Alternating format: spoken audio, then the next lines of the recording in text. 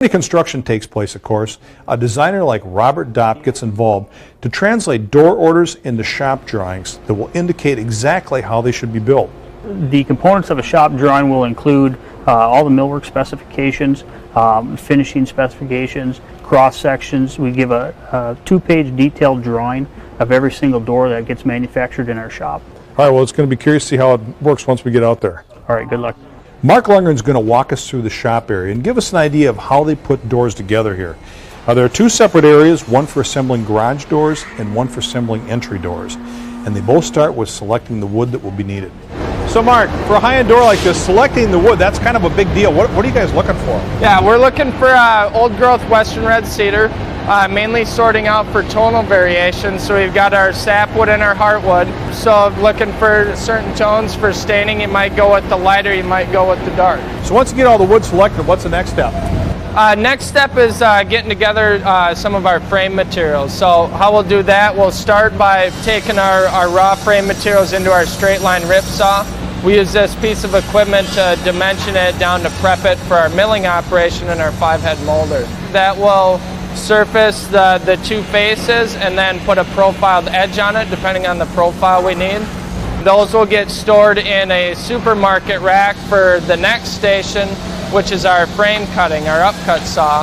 So we'll cut our rails and stiles to length. And that will move on through our end milling process. So we just use shapers and a sled to end mill the parts to meet up with our cope and stick joinery. We've been looking at the framing side of the door. The same thing happens with all the millwork, the skins that's going to cover the door. All the millwork goes through all the same machines. They get stacked in these racks. Once these are all milled up, then we combine the millwork with the framing materials, and it's on to assembly. This is our first assembly station. We call it frame assembly. So we're taking our rails and stiles we just cut to length and pocket hold, putting in our frame clamp, and gluing and screwing the components together. From there, we'll take it out of the clamp, check it for squareness, check the dimensions, make sure it's on spec. That completes it in that work cell. Then it moves on to what we call face material assembly. At that station is where we apply our tongue and groove materials over all of the individual door sections.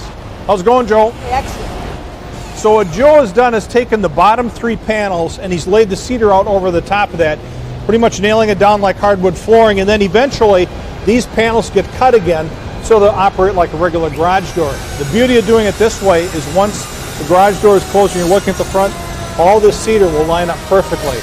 Once the face material is applied, everything is routed flush to the frame. They also route one other groove into the face material near the bottom edge of the panels for a drip edge. After the exterior trim is applied, a piece of beveled trim is cut, glued, and nailed into place.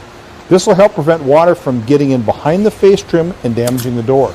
Once we're done with that process, we move on to cutting the door apart. Remember, back in framing, we assembled the door in sections. Then we built the door as one solid unit. Now we're going to cut it back into sections in the cutting process. So why would somebody weigh one of these sections? All right, well, we weigh our doors so we can determine the proper operating spring. Very critical because we got about a 10-pound threshold to get the correct springs for it. So once the sections are weighed, you have the hardware on, what's it take to finish everything up? After that, we move it on into our sanding process to prep the door for finishing.